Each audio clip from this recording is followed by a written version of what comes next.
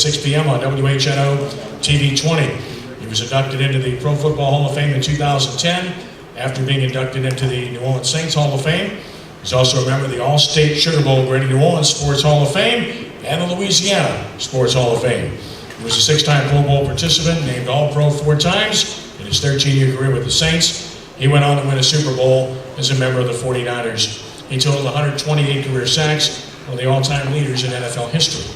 The Saints will first open their regular season this Sunday at Arizona against the Cardinals at 3:05 p.m. Please give a warm Greater New Orleans Sports Foundation Quarterback Club welcome to Hall of Famer, my buddy, Rickey Jackson. Rick?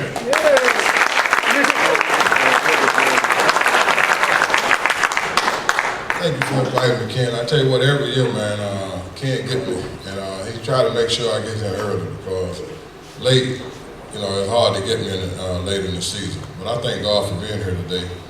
And I hear a lot of guys say that the women's out here in the crowd, but they got to realize that women taking over on a lot of things, not just football.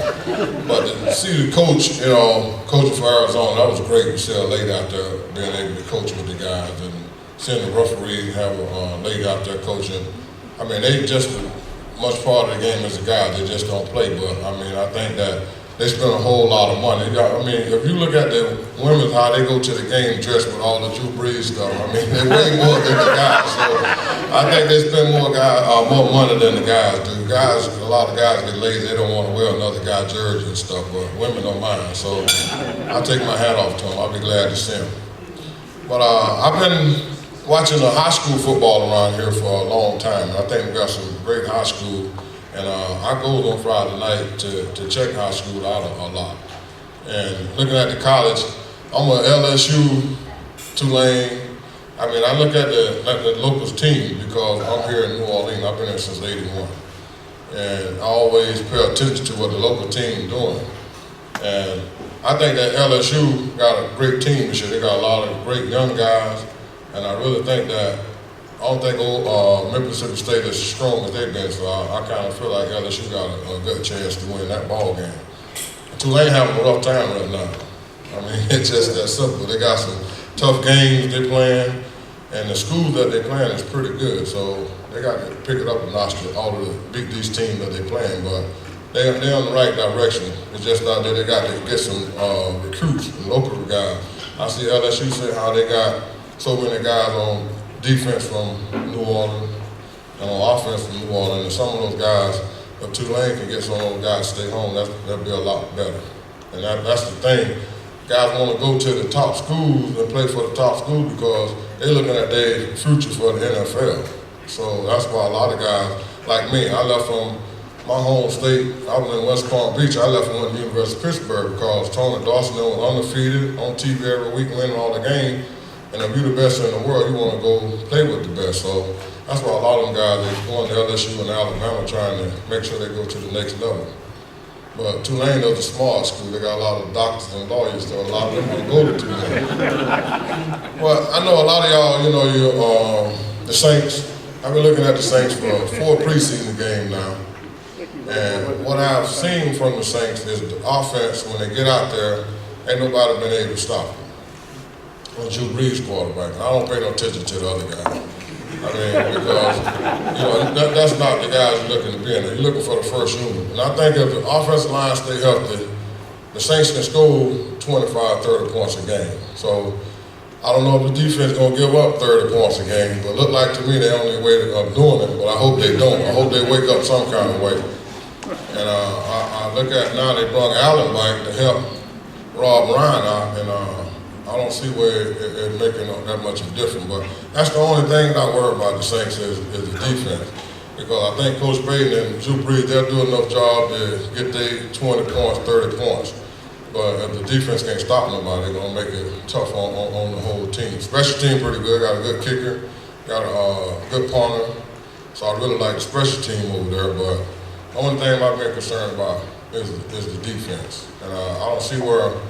They got 2 young linebackers that came in. Look like they're going to put some good pass rushing in place, but I don't see the secondary. I mean, the secondary banged all up.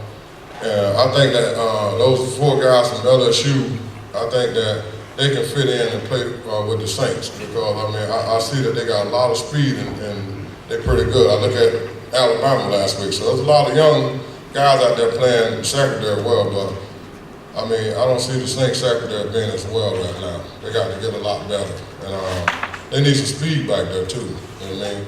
I look at Lewis and them, a lot of those guys hurt, a lot of those guys getting old, so they need some young speed back there. But I think they'll work that out, and that's what's going to be the key. But they're going to have to blitz a lot because, I mean, you know, you got to can't let the guys hold the ball that long. So I guess that's why I coach blitzing a whole lot. But if any question, I'll be glad to try to answer some of those. Raise your hand, wait for the mic. I had heard a statistic that there's only one player from each class still on the team since the drafts of 2008. And so that's usually where a team gets a lot of their depth, is through the young kids in the draft. But since the Saints have been drafting so poorly this last couple of years, is anybody taking responsibility for that?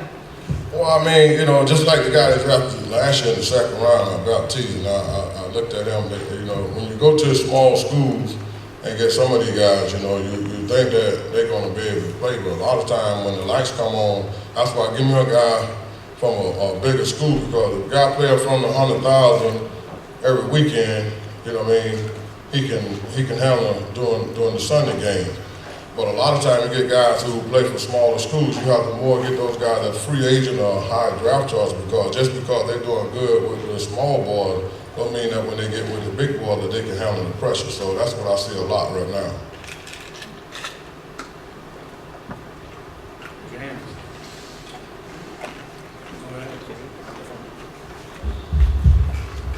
I know injuries are part of the game.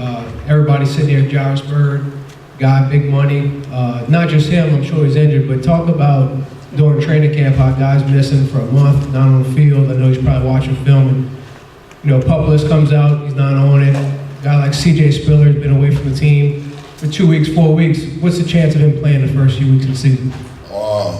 Slim and none. I don't think that many of them will play the first game. I mean, plus they haven't been working out, you know, with the team and stuff. So a lot of times you just can't put a guy out there and think that he's just going to turn the switch on overnight. But one thing is sometimes you have to cut your losses with guys too. I mean, you know, a guy can be here and he stay hurt so much and ain't gonna get on the field. My thing is the best thing to cut your losses and go somewhere and find you another great player and hope that you can have somebody perform for you on Sunday. Rick Jackson, talking about injuries and whatnot, players. When you were playing, you guys did 2 a day, you tackled, and what are your thoughts about the way in which the NFL has governed the training camps relative to keeping the players safe? Looks like might have an inverse effect. Well, that's why you see all of the guys my age, most of them walk around and forget a whole lot because they've been banging in the head so long.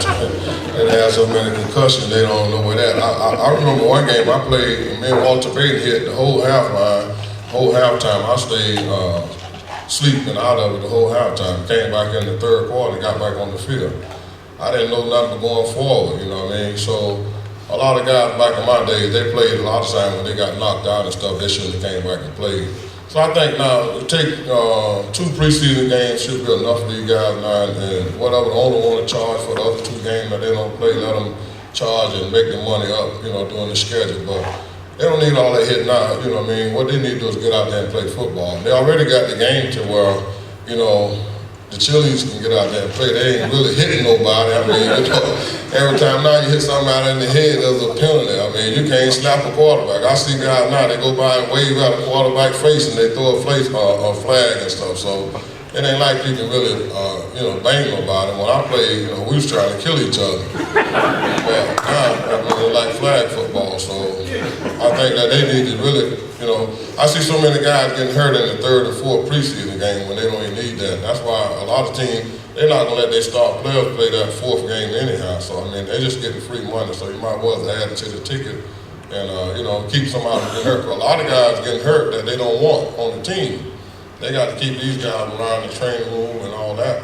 And, I mean, if you was an agent, you got 95 guys out there, you would tell one of your guys to go down, you know, the third and fourth game, you're gonna be for the rest of the season getting paid. So, you know, I mean, it's just getting to be where two preseason games and play the season will be a lot better for the owners. But ain't nobody hitting nobody. They can't hit nobody no more like it used to be.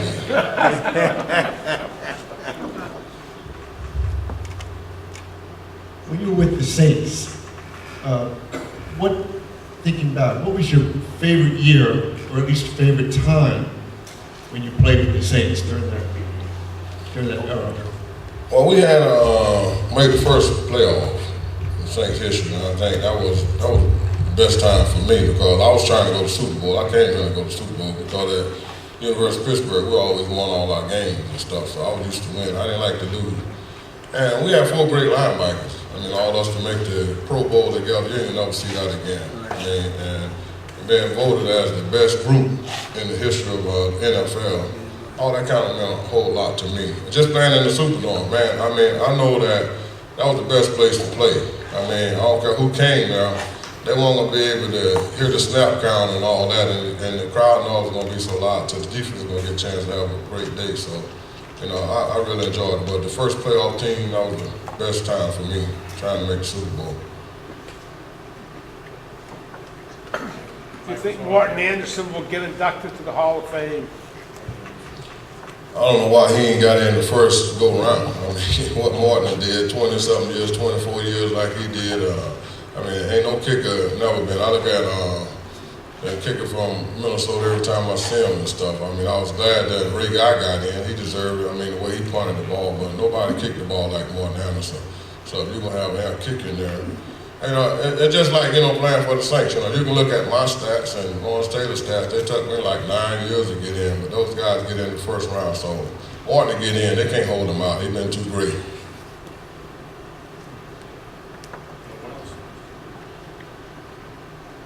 I appreciate y'all. Thank you for having me.